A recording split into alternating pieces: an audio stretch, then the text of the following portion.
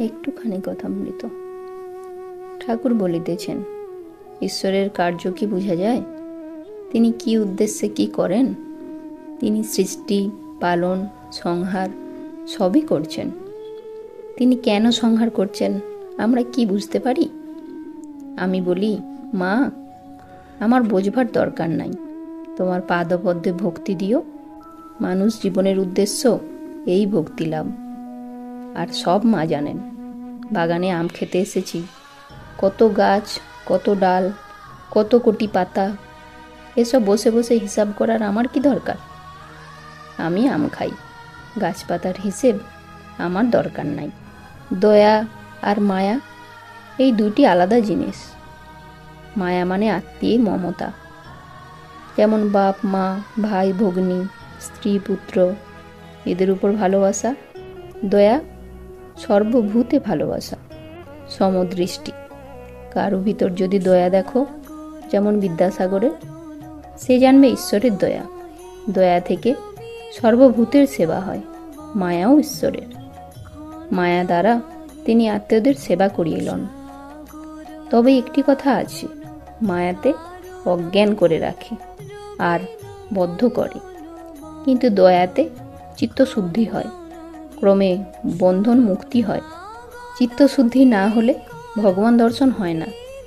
কাম, ক্রোধ, লোভ এসব জয় করলে তবে তার কৃপা হয়, তখন দর্শন হয়। তোমাদের অতি গুহ্য কথা বলছি। কাম জয় করবার জন্যে আমি অনেক কাণ্ড করেছিলাম। এমনকি আনন্দ আসনের চারিদিকে জয় কালী, জয় কালী বলে অনেকবার প্রদক্ষিণ করেছিলাম।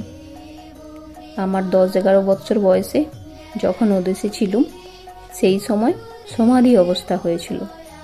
মাঠ দিয়ে যেতে যেতে যা দর্শন করলাম তাতে বিহ্বল হয়েছিলাম। ঈশ্বর দর্শনের কতগুলি লক্ষণ আছে। জ্যোতি দেখা যায়, আনন্দ হয়, বুকের ভিতর তুবড়ির মতো গুড় গুড় করে মহাবায়ু ওঠে। দেখো, আমি আর আমার এ দুটি অজ্ঞান। হে ঈশ্বর, তুমি কর্তা, আর তোমার এই সবের নাম জ্ঞান। আর আমার কেমন করে বলবে? বাগানের সরকার বলে আমার বাগান, কিন্তু যদি কোনো দোষ করে তখন মনিব তাড়িয়ে দেয়। তখন এমন সাহস হয় না নিজে আমের সিন্দুকটা বাগান থেকে বের করে আনে। কাম, ক্রোধ আদি যাবার নয়, ঈশ্বরের দিকে মোড় ফিরিয়ে দাও। কামনা, লোভ করতে হয়তো ঈশ্বরকে পাবার কামনা লোভ করো। বিচার করে তাদের তাড়িয়ে দাও। হাতি পরের কলা গাছ খেতে গেলে মাহুত অঙ্কুশ মারে। যারা ব্যবসা করে ক্রমে ক্রমে উন্নতি কি করে করতে হয় জানে। ঈশ্বরের পথে এগিয়ে যেতে হয়। মাঝে মাঝে দিন কতক নির্জনে থেকে তাকে ডাকতে হয়।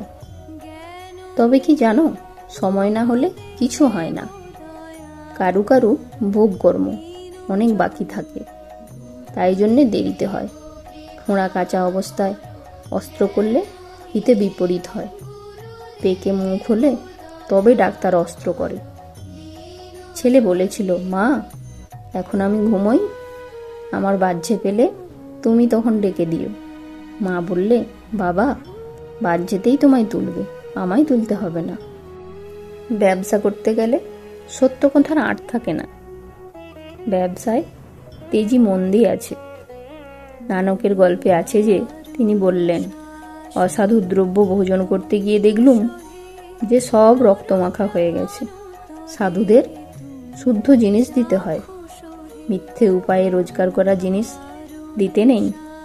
সত্য পথে ঈশ্বরকে পাওয়া যায়, সর্বদা তার নাম করতে হয়।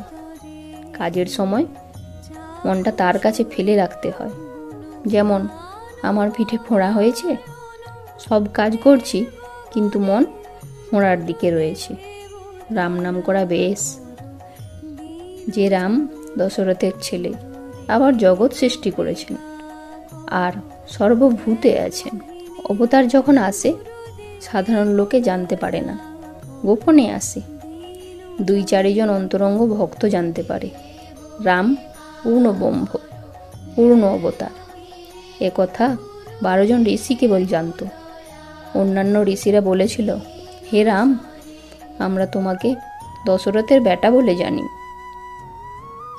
জয়তু শ্রীরামকৃষ্ণ।